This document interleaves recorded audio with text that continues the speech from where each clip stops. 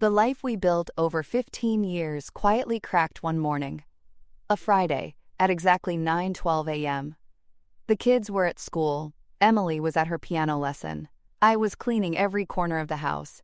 It had become a habit, the safest way to keep my mind occupied. That morning, when I found Lucas's gym bag half open behind the closet, I felt a cold chill inside me. The shirt inside was from the time he told me he had to go in for an emergency surgery last night. But the stain on it wasn't blood, and no doctor would ever let someone with lipstick that color into an operating room. At that moment, not just that moment, everything shifted. I felt like the 15 years of loyalty, patience, and love I had given were buried in a lie. At first, I didn't do anything. I didn't say anything. I didn't cry. I folded the shirt and put it back. Then I went to the kitchen and made coffee. As usual, I handed Lucas a cup. He thanked me, as if he hadn't spent the night in another woman's arms. As I sat across from him, I was watching not the man I married, but the stranger, whose eyes were looking at his own triumph, not me. When he stood up to leave for work, he kissed my forehead. In that moment, all I could think was, this isn't my husband. This man doesn't belong to me. And maybe he never did. The real question for Lucas came that night. While the kids slept, in our bedroom, the place where we once shared both our pains and our joys, I looked at him and just said one sentence. Are you cheating on me? His answer was short and to the point. Yes. He said it without even blinking. Then the next sentence sent me into a completely different world. I want a divorce, Nora. I couldn't breathe. His words shattered me completely. Why? I whispered. Because this life isn't enough for me anymore, he said, looking around. The years with you, the kids, everything. It's just too small for me now. In his eyes, I was nothing but a shadow who baked cookies, organized calendars, and went to school events. He had become a respected, life-saving surgeon. He had forgotten we built this life together. I had put my career aside for his success, raising our 3 kids on my own. But now, he wanted to leave it all behind. That night, I slept alone. My body was lying in bed like it was sleeping, but my mind was like a sky full of holes. I went over everything in my head. The day we first met, the birth of our first child, the babies we lost, every new day we hoped for. And now, it all felt like a part of a lie. The next morning, when I went downstairs to the kitchen, Lucas's business card was on the table. Divorce lawyer. For him, this was the end of one thing and the start of another. But for me, it was just the first step of a silent war. After Lucas left the house, everything fell into silence. But that silence was the sharpest form of destruction. I told the kids that their father had entered a busy period. Emily seemed suspicious, but the twins were used to their father being at the hospital a lot. To them, everything seemed the same. But for me, I was reliving the same nightmare every night. The moment Lucas coldly told me, I can't settle for you anymore. If I had heard those words from a stranger, maybe it wouldn't have hurt so much, but this man was the one I gave my years to. The one I built our family with. The first thing I did was meet with a lawyer. The name I was given was one known for her ruthlessness in the city, Teresa Koenig. When I went to the meeting, even her firm posture at her desk gave me a sense of security. The first thing she said was, Nora, from now on you need to focus on evidence, not emotions. We need to document everything, especially the financial situation. That night, after putting the kids to bed, I opened the home safe I hadn't touched in years. Every document, every bank statement, every investment and expense from the past 15 years, it was all stacked in front of me. But the documents weren't just numbers. Some transactions caught my eye. The same name, the same inconsistency kept popping up. Nordblick, GmbH. There were large money transfers made with this name. 4,000, 7,000, and once even 12,500. It was like watching our joint account slowly melt away, like an iceberg. In just 2 years, nearly 200,000 euros had disappeared. The next morning, I called the bank. At first, they were reluctant to provide any information, but eventually they told me that this company was Lucas's personal company. No one could explain why a doctor would set up a secret company and transfer that much money into it. Teresa's first reaction was clear. This is not just a betrayal, this is a deliberate operation to hide assets from you. But it didn't end there. Teresa whispered another name to me, Dr. Jacob Voss, a former colleague. We've heard that your husband has had similar issues before. Voss has kept silent for years, but if approached correctly, he might talk. Somehow, I reached Dr. Voss. He was a quiet, reclusive man. I found him in a small office on the outskirts of the city. When I shook his hand, his eyes were down. "This meeting never happened," he started. "But you need to know what I'm about to say." And then he began to explain what happened years ago at the fertility clinic where Lucas had worked. The clinic was full of failed IVF cases. But in some instances, there were inconsistencies in the procedures. When Voss investigated, he discovered that laboratory records had been altered and that some samples had been replaced with others. And Lucas? He knew about it. Voss said quietly. In fact, he approved some of them. Something snapped inside me. Lucas and I had had our twins after 3 attempts, then Emily after 2 attempts. Each time, we suffered, waiting in hope. But now, as I looked at the documents Voss had, I began to realize that everything might have been fake from the start. Those children. Are they really Lucas's children? I whispered. Voss's answer shone in front of my eyes. If you want to be sure, you need to get a test. That night, I placed the kids' hairbrushes, toothbrushes, and an old comb belonging to Lucas into small sample containers. The doubt had become unbearable. I hadn't just been cheated on. Maybe even my motherhood had been a lie. No matter what the results were, nothing would ever be the same again. And one thing was certain.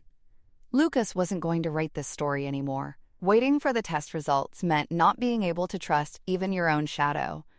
As the days passed, my body was sleeping, but my mind was constantly awake. I would smile at the kids as they left for school in the mornings, trying to create moments of laughter around the dinner table.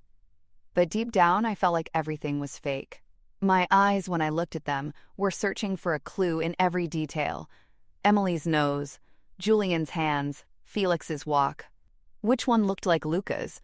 Or was I just trying to make a connection? The test results came on Tuesday morning.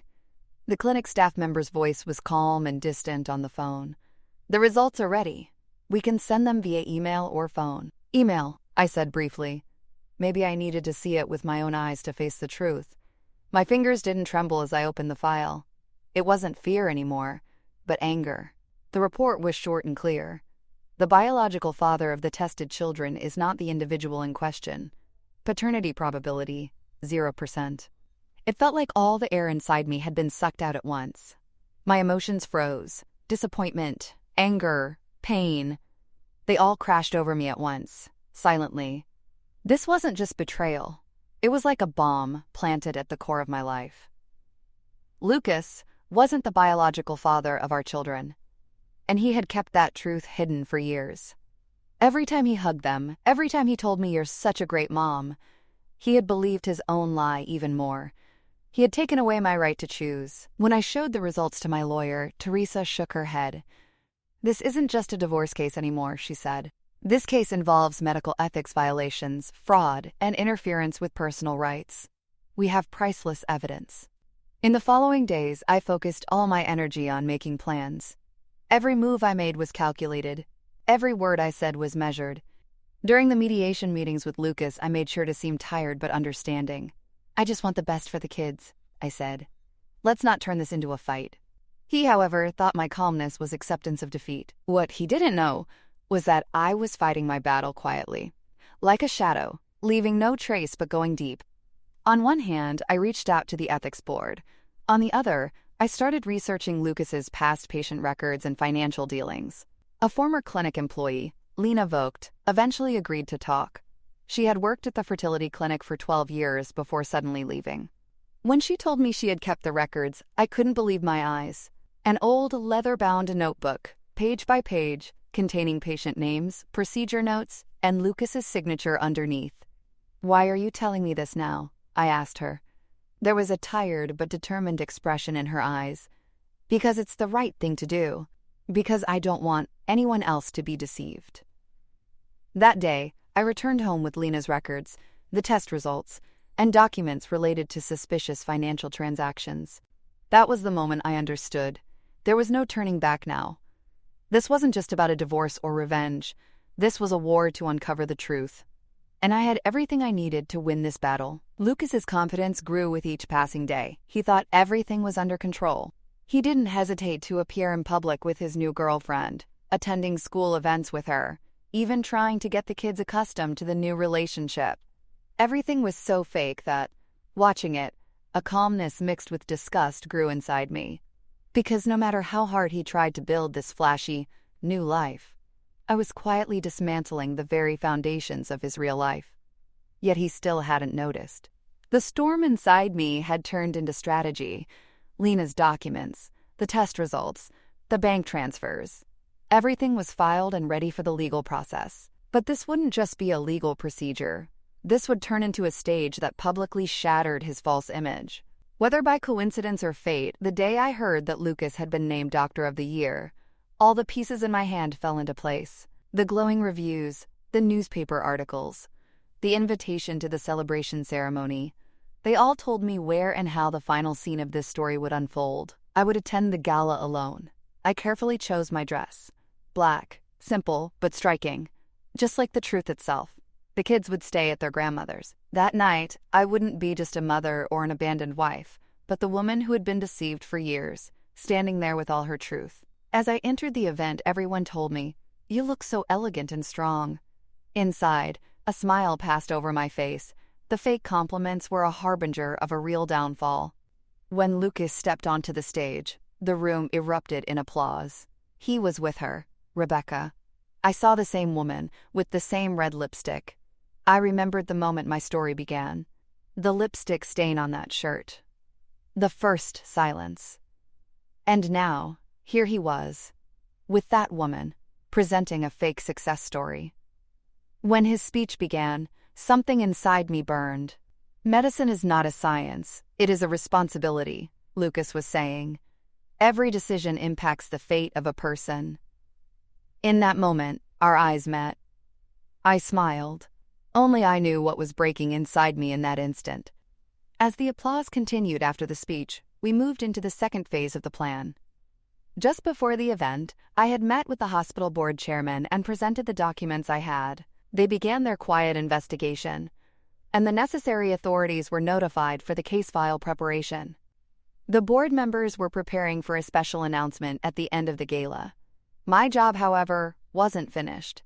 The real confrontation, the real destruction, hadn't come yet. That night, Lucas and Rebecca had a reservation at our old favorite restaurant. They were going to celebrate there. I, on the other hand, was waiting for them with the DNA results placed in an off-white envelope. The waiters recognized me and politely showed me in.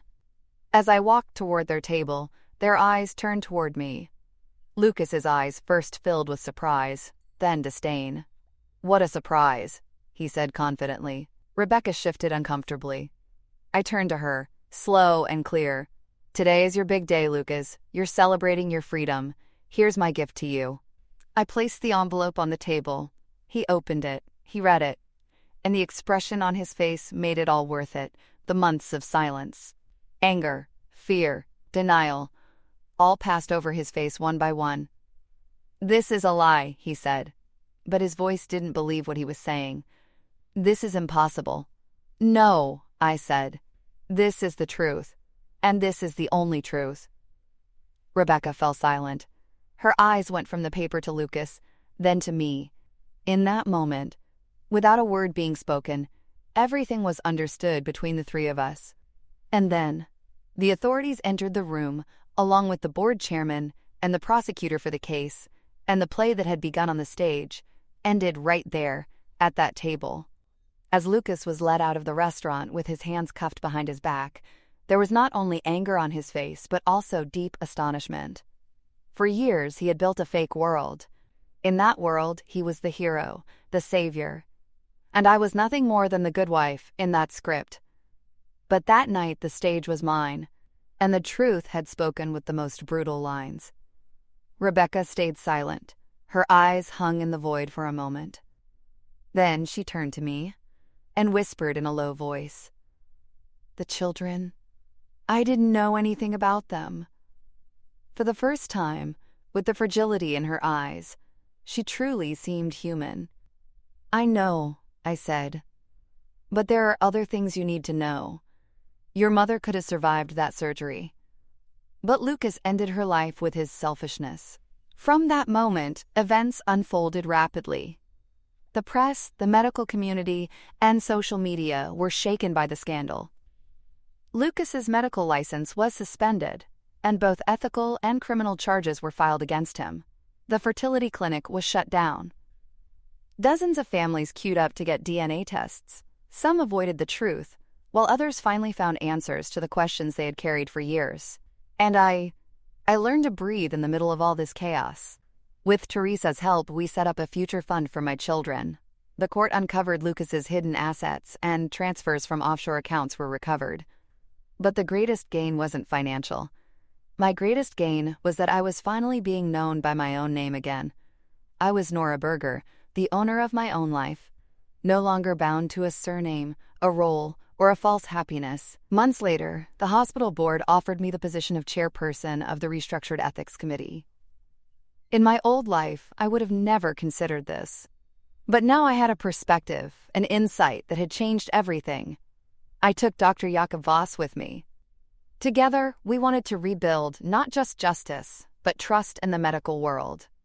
This time, every decision would be made based not on who won, but on who truly deserved it. I met Rebecca again, in another restaurant, at another table.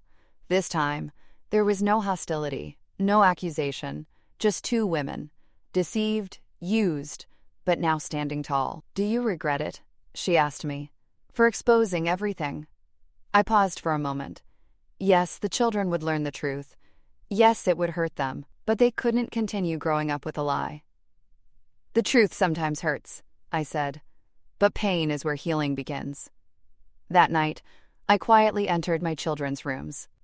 I looked at their faces as they peacefully slept. I held their hands and whispered softly, "No matter who your father is, I raised you, I loved you, and above all, I am your mother." Now, the past is just a memory. A fake world has fallen. But from its ashes, I am building my life. I am writing my own story. And in this story, I am the only one left. If Nora's quiet yet determined struggle has moved you, don't forget to subscribe to our channel. In every story, you'll face the realities of life once again. You can support us by liking the video and contribute to this journey by sharing your thoughts in the comments. We hope to meet again in new stories. Remember, sometimes the greatest strength is hidden in the truth that comes silently.